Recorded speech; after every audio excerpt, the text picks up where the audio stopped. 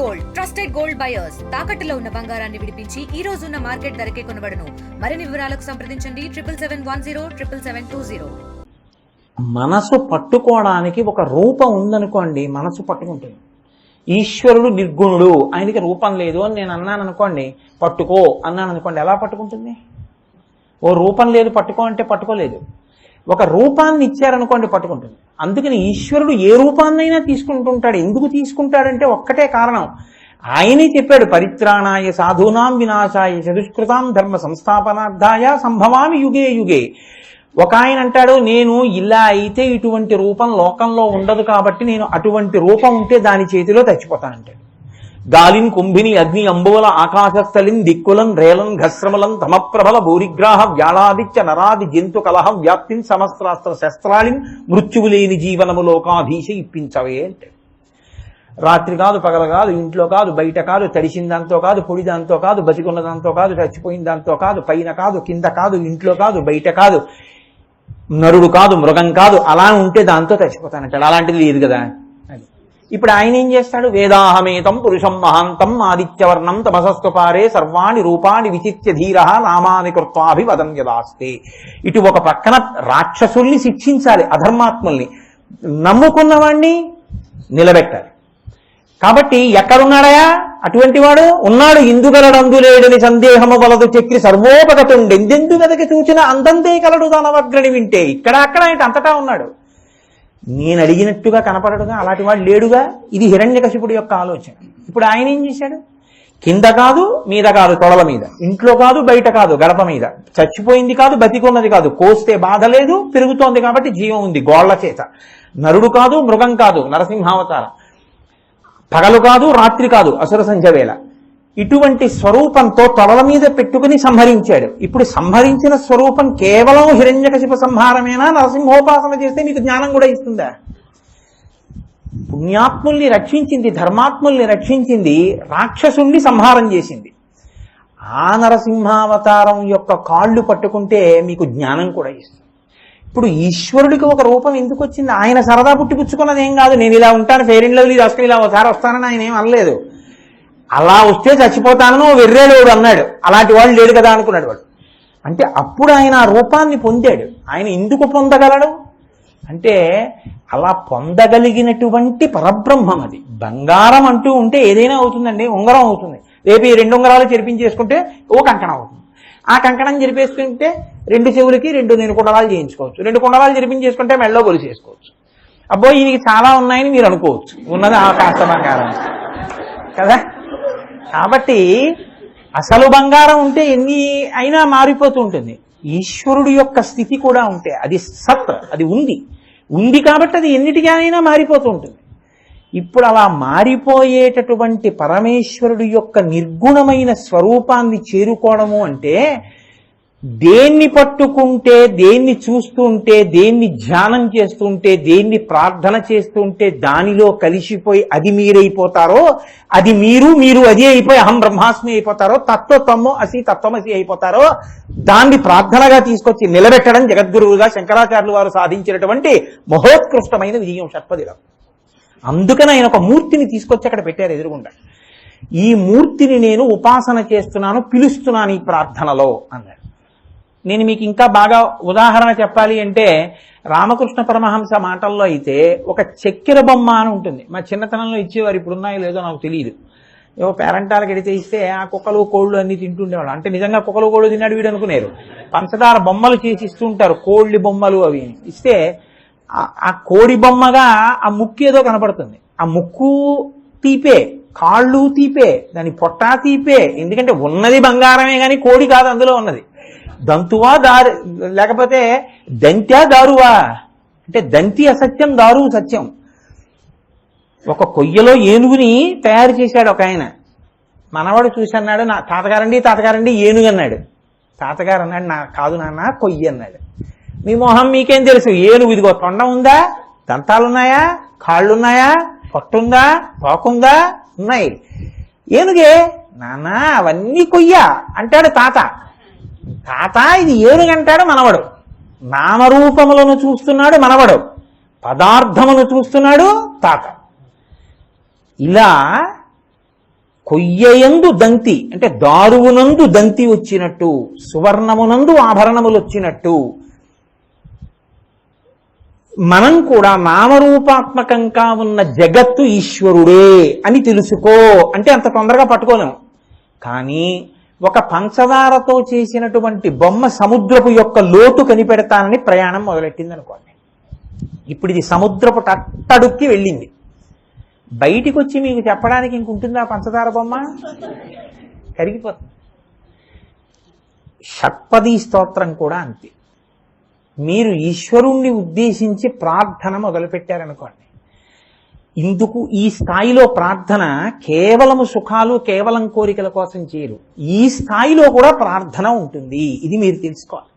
ఇది తెలియక చేసే ప్రార్థన అన్ని వేళలా మనుష్యులు చేయకూడదు. అలాగా ఇది ఈ షట్పది చెయ్యాలి మనుష్య జన్మ ఎత్తినందుకు. అందుకే షట్పది నోటికి రావడం అత్యంత ప్రధానం జీవితంలో.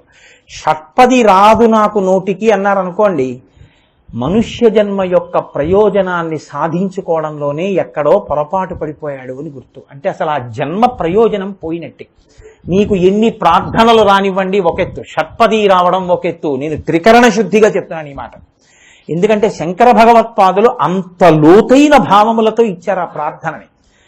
ఇప్పుడు చక్కెర బొమ్మ సముద్రంలోకి వెళ్ళి సముద్రపు లోతు కనిపెట్టడానికి ప్రయత్నం చేసి సముద్రంలో తాను కలిసిపోయినట్టే మీరు ఈశ్వరుడి యొక్క ఒక ఆకృతిని పట్టుకుని ఈశ్వరుణ్ణి మీరు అసలు ఏమి అడగాలో అవి అడగడం మొదలు పెడితే మీరు కూడా చక్కెర బొమ్మ సముద్రంలో కలిసినట్టు మీరు కూడా క్రమక్రమంగా జ్ఞానావిర్భావము చేత నేను ఈశ్వరుడనే అన్న జ్ఞానమును పొంది మళ్లీ పుట్టవలసిన అవసరం లేకుండా పునరావృత్తి రహిత శాశ్వత శివ సాయుధ్య స్థితిని పొందుతారు. ఇప్పుడు అసలు మనుష్య జన్మకి కావలసినటువంటి మహత్తరమైన ప్రయోజనమేదో దాన్ని జగద్గురువులుగా శంకరులు సాధించి పెడుతున్నారు. ఇప్పుడు ఇది సాధించి పెట్టడానికి ప్రార్థన ఇవ్వడం అంత తేలికైన విషయమేం కాదు. మీరు చాలా వినుంటారు. ఏదో ఈ ప్రార్థన చేసినట్టయితే, ఈ స్తోత్రం చేసినట్టయితే ఏదో 3 మాటలు చదివితే ఈ ఫలితం వస్తుంది, 6 మాటలు చదివితే పిల్లలు పుడతారు, 8 మాటలు చదివితే పోయిన వస్తువులు దొరుకుతాయి, ఇలా ఏదో ఉంటాయి. అందులోనే ఉంటాయి చివరి ఫలశ్రుతి చెప్తూ. నేను అవి తప్పని కానీ అలా చేయకూడదని కానీ అనడానికి నాకు కాదు ఎవ్వరికీ అధికారం లేదు. ఎందుకు లేదో తెలుసా అండి? ఒక్కటే కారణం. గీతలో ఈశ్వరుడు ఒక మాట చెప్పాడు, చతుర్విధా భజంతే మాం జనాః సుకృతినోర్జన ఆర్తో జిజ్ఞాసురర్థార్థి జ్ఞానీచ భరతర్షభ. అర్జున, 4 రకాలైన భక్తులు ఉన్నారు. వీళ్ళు నలుగురు నన్ను సేవిస్తూ ఉంటారన్నాడు. ఎవరు? ఆర్తో, ఆర్తి కలిగినటువంటి వాళ్ళు భగవంతుణ్ణి ప్రార్థన చేస్తారు. జిజ్ఞాసు, జిజ్ఞాసులైన వాళ్ళు ఈశ్వరుణ్ణి ప్రార్థిస్తారు. అర్థార్థి, డబ్బు కావాలనుకున్నవాడు ఈశ్వరుణ్ణి ప్రార్థిస్తాడు. జ్ఞానీచ, జ్ఞాని అయిన వాడు కూడా, అంటే ఈశ్వరుడికి జీవుడికి భేదం లేదని తెలుసుకున్నవాడు కూడా నన్నే ప్రార్థన చేస్తూ ఉంటాడు. ఆయనే ఒప్పుకున్నాడు, అలా ప్రార్థన చేస్తూ ఉంటారు, నేను వాళ్ళ కోరికలు తీరుస్తూ ఉంటాను అని ఆయన ఒప్పుకున్నాడు. మీరెవరు చేయొద్దనడానికి? నాకుందా అధికారం? నాకు కాదు, ఎవ్వరికీ లేదు. అలా చెప్పకూడదు కూడా, తప్పది. చెయ్యవచ్చు. 4 రకాలుగాను ఈశ్వరుణ్ణి ప్రార్థిస్తారు. ఆర్తో, ఆర్తి కలిగిన వారు ఉంటారు కొంతమంది. ఆర్తి అంటే అప్పటికేం లేదు వాడికి భక్తి, అప్పటి వరకు వాడు ఎన్నడూ ఈశ్వరుడి జోలికి వెళ్ళినవాడు కాడు. పైగా అదొక పెద్ద సర్టిఫికెట్ కింద చెప్తుంటారు కొంతమంది. నాకు భక్తి లేదని అంటాడు. బూడిది లేకపోతే నాకేమిటి? ఎవరికి భక్తి లేకపోతే వాడు ఇబ్బంది పడతాడు. భక్తి లేదని నువ్వు చెప్పుకోవడం ఎందుకు అంత గొప్పగా? అదేం చెప్పుకోవలసినంత గొప్ప లక్షణం ఏం కాదు, అలా చెప్పుకోవడానికి సిగ్గుపడవలసిన లక్షణం అది. ఒకటి ఆర్తో, ఆర్తుడు అంటే ఇత పూర్వం ఎన్నడూ ఈశ్వరుణ్ణి సేవించకుండా, లేదా ఏదో కించిత్ భక్తితో సేవించిన, పెద్ద నమ్మకం లేకుండా ఉండి, ఒక్కసారి ఏదైనా పెద్ద ప్రమాదము సంభవించినప్పుడు నువ్వు రాని పూర్తి నమ్మకంతో అప్పుడు పిలిచిన వాడెవరో ఆ సందర్భాన్ని బట్టి వాణ్ణి ఆర్తి కలిగిన వాడు అని పిలుస్తారు. ద్రౌపది పిలిచింది అలా. ఆవిడకి అంతకు ముందు భక్తి ఉంది, కానీ ఆవిడకి ఒకసారి ఆర్తి కలిగింది. సభలో పిలిచింది, వస్త్రాపహరణం జరిగితే. చాలా బాగా సరిపోయేవాడు గజేంద్రుడు. ఎప్పుడూ ఎన్నడూ ప్రార్థన చేయకపోయినా మొసలి వచ్చి ఏనుగుని పట్టుకున్న తర్వాత రాత్రులు, దివసంబులు, సంధ్యలు సలిపెన్ పోరొక్క 1000 సంవత్సరములన్నారు పోతన గారు. 1000 సంవత్సరముల యుద్ధం చేశాడు. అప్పుడు తెలుసుకున్నాడు. పృథుశక్తిన్ గజమాజల గ్రహముతో పెక్కేండ్ల పోరాడి సంశిథిలంబై తనలావు వైరిబలముంచింతించి మిథ్యామనోరథం ఇంకేటికి దీని గల్వ సరి పోరంజాలరాదంతు ఇట్లనే పూర్వపుణ్యఫల దివ్య జ్ఞాన సంపత్తితో. నేను ఈ మొసలితో యుద్ధం చేయలేనని తెలుసుకున్నాడు. అప్పటికి అందరూ వెళ్ళిపోయారు కూడా. మకరితోడపోరు మాతంగ విభుని ఒక్కరి నిడించిపోవ కాళ్ళు రాక కోరి చూచుతుండే కుంజరీయుధంబు మగలు తగులు కారె మగువలకును. భార్యలు తప్ప ఎవ్వరూ లేరు, అందరూ వెళ్ళిపోయారు. ఆయనకేం తక్కువ మంది భార్యలు అనుకుంటున్నారా? 1,00,00,000,000 కరణీనాథుండనయ్యుండి మద్దానంభ పరిపుష్ట చందన లతంతఛాయలందుండలేక నీరాశ ఇటేల వచ్చిది కదో భయం బెట్లో కదే ఈశ్వరా అని చెప్పుకున్నాడు. 10,00,00,000 మంది భార్యలు ఆయనకి.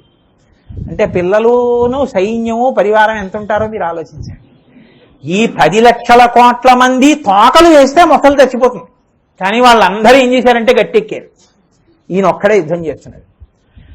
అప్పుడు యుద్ధం చేసి చేసి చేసి వీళ్ళందరినీ చూసి చూసి చూసి చూసి అనుకున్నాడు, ఊరే నా పిచ్చి తప్ప ఎవడు రాడరా, వచ్చేవాడు ఎవడైనా ఉన్నాడా అన్నప్పుడు ఆలోచన వచ్చింది. వచ్చి అన్నాడు, కలడందురు దీనులయడ కలడందురు పరమయోగి గణముల పాలిన్ కలడందురు అన్ని దిశలను కలడు కలండనడు వాడు కలడో లేడో అన్నాడు. ఉన్నాడు ఉన్నాడంటారు, ఒక ఆయన మీద మాత్రం అంటుంటారు ఆ మాట గురించి. ఈశ్వరుడు అన్నవాడు ఉన్నాడు అంటారు, కానీ ఆ ఉన్నాడన్నవాడు ఉన్నాడో లేడో అన్నాడు. ఆయన ఏం రాలేదు. సంశయాత్మ వినశ్యతి. నీకంత అపనమ్మకం ఉంటే నాకు ఎందుకన్నాడు. ఎప్పుడు పిలిచాడు? నేను ఒంట్లో ఓపిక ఉండగా పిలవలేదు. లావొక్కింతయు లేదు ధైర్యము విలోలంబయ్య ప్రాణంబుల ఠావుల్ దప్పెను మూర్ఛవచ్చ తనువుండస్సిన్ శ్రమంబయ్యడి నీవే తప్ప ఇతప్పరం బెరుగా మన్నింపందగున్ దీనునిన్ రావే ఈశ్వర కావవే వరద సంరక్షింపు భద్రాత్మక అని ప్రాణం పోయేటంతటి నీరసం వచ్చాక అప్పుడు పిలిచాడు. పిలిస్తే ఇప్పుడు నువ్వు పిలిస్తే నేను ఎందుకు రావాలి, ఎప్పుడన్నా దీపమన్నా పెట్టావా అని ఆయన అడిగాడా? ఆయన ఏం అలా అనలేదు. ఆర్తితో ఉన్నాడని నమ్మి పిలిచాడు. అందున పోతన గారి భాగవతం చమత్కారం సంస్కృత భాగవతం కన్నా.